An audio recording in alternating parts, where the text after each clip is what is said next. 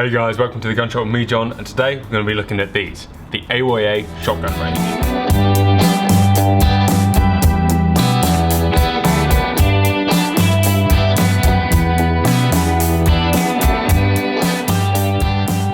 Okay, so let's start with the history of AYA.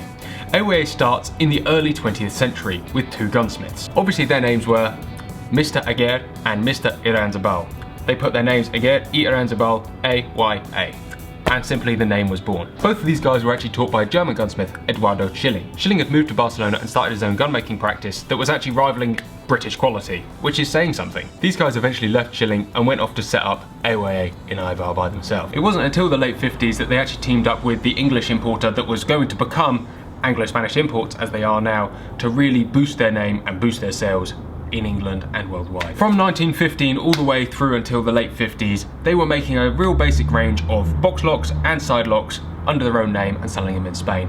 They had a great reputation in Spain. This partnership worked really well until the decline in popularity of the side-by-side 30 odd years ago. This is when AYA really decided to focus on their top end guns and drop a lot of their entry level stuff, and they've still been going from strength to strength. Anyway, enough of that, let's look at some guns. So let's start with this. This is an AYA Cosmos. It's absolute beauty. Look at it. Single shot, automatic ejector. It's always very nice. And you can see on the bottom we have the AYA logo there. Color hardened action, external hammer, full choke this particular one. All in all, this was a very usable gun, and actually for what it's worth, it's not badly made at all. You rarely see a Cosmos broken, because the quality of metal was actually superior to most of the other rubbish that was being brought in at the time. Nowadays you can pick one of these up for about a £5, and they weren't a huge amount of money back then when they were brand new. So you could go and own an import gun that was quite practical with the AYA name on it. Next in line was this, the AYA Yeoman side-by-side, a box lock non-ejector with extremely minimalistic engraving. This is not to be confused with the number 3, which is pretty much exactly the same non-ejector, however does have a nice border scroll. The way the models work is done usually by numbers with the exception of the Yeoman. So you have the number 3, a box lock non-ejector with light scroll border, 4 which is the ejector with the scroll border, the number 2 which is a side lock, the number 1 which is the pretty side lock, the model 53, the model 25 which we'll get onto. There is a huge amount of models out there, all done by numbers, apart from the Yeoman. You do get Yeoman ejectors, and you also do get Yeoman over and unders. We're not going to be looking at the AYA over and unders today, we're going to be sticking to the side-by-side range. So the Yeoman non-ejector, what do you get? Well, a plastic heel plate, a walnut stock, and their walnut stocks generally have a nice amount of fiddleback through them. They're not bad pieces of wood by any means, but they are generally all lacquered from the factory. All hand checkered, nearly all double trigger. There is a choice of ribs on the Yeoman that you'll find out there, from scalloped to this sort of flat filed style. Again, all in all, a very solid gun. In fact, they were hugely popular, once again, because they weren't expensive and yet they were very reliable. You've got to imagine that a lot of the imported Spanish guns back in the 60s and 70s were actually made of more or less monkey metal and crap, whereas these were really very solid. In fact, you'll rarely hear a bad word said about AYA side-by-sides. Even those who say they're rough around the edges are generally lying, because actually the wood to metal fit, the metal metal fit, and the composition of even the basic AYA Yeoman is exceptional. I should say exceptional by modern standards, not really standards of the time. Modern standards would see worse wood to metal fit, more mass manufacture, less hand finishing. There's a lot of work's gone into this little thing. I don't have a number 3 and number 4 here to show you today, but if you imagine this Yeoman with some light border scroll, one with an ejector and one not, you're not going to be far wrong. So now we move on to some of AYA's finer offerings. You can pick up AYA Yeomans for well under £200. The Cosmos you can pick up for somewhere between £40 and £5. The number 4s go up to about £600 or £700. However, if you're getting a more modern one, given that new they are like £3,500 now, you can expect to pay a little bit more. And the number 3s, most people will charge about the same as a Yeoman, somewhere between about £80 and £220.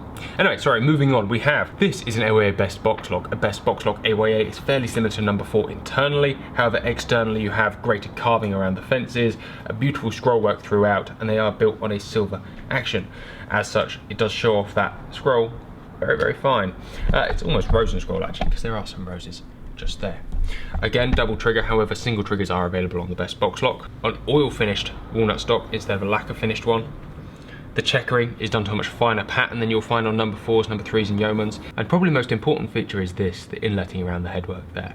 all rather delightful. For one of these, suddenly you're up around the £1,000 mark second hand, however you will find them as low as about £350 if you look hard. Next we have this. This is an AOA 25 box lock. The AOA 25 was taken after the Churchill 25s, hence you have the Churchill rib roaming down the middle. Very, very popular back in the day. With the 25-inch barrel, they are obviously not so popular anymore. Another exquisite piece of gun making art, however, the 25 engraving series is starting to look a little bit Art Deco, a little bit dated perhaps, although it is still a good quality piece of work. All the 25s came colour hardened, and I have seen them with single triggers as well. This particular AOA 25 is a 20 bore, and it's worth saying on that note that AOA have made everything from a 410 all the way up to the large calibers as well, available in scaled down action frames throughout. The final gun I've got to show you today is this. This is an AOA 25 SL, a AOA 25 side lock.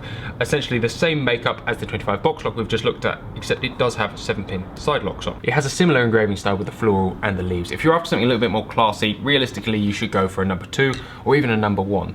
The number 1 was based after our Holland and Holland and actually did a fair job of measuring up in terms of beauty, if nothing else. The number 2 was a dressed down version of the number 1 with nice engraving but slightly less luxurious finish and features, and below that in the side lock version, with this standing alone on its own because of the 25-inch barrels and the Churchill rib, was the Countryman, the AOA Countryman. There's a lot of people out there who will try and sell a Countryman as a number 2. The Countryman has very basic scroll engraving, not as well finished, and generally is quite different in quality. Realistically, an AOA number 2 will go somewhere between about 600 and 2000, depending on the age, quality and finish, and then AOA number 1, the world is kind of your oyster. The majority of AOA's top grade guns were built to special order, so it's hard to find any two that are exactly the same unless they were ordered that way. In fact, even to date, they're available with special engraving, special features, and a huge amount of non-standard features. It wouldn't be a true AOA overview without looking at AOA over and unders. You have the Yeoman to enter, you have the County as the next level, and finally, the Corral, or Coral. The Coral was their range topping, really solidly built over and under, and kind of looks like a Merkel over and under. Nowadays, AOA still exist, however they really are focused on their top end guns. Calibers are still available from 410 all the way through to 12 bore, and most of the models are still available. They no longer make non-ejector guns because who'd want to pay $2.5 grand for a non-ejector side by side.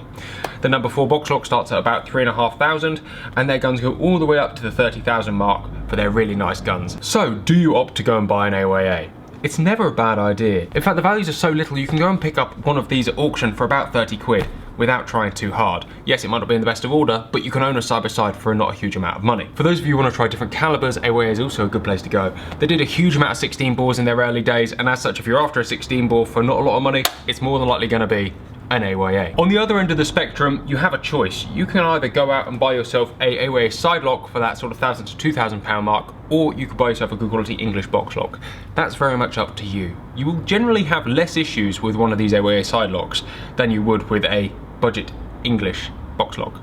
And they're beautiful. In reality, it's a personal choice and no one can make it for you. However, if you are going to abuse a gun, it doesn't make sense to do it to an English one. I hope you've enjoyed this little film on AOA. Guys, take care. We'll see you soon.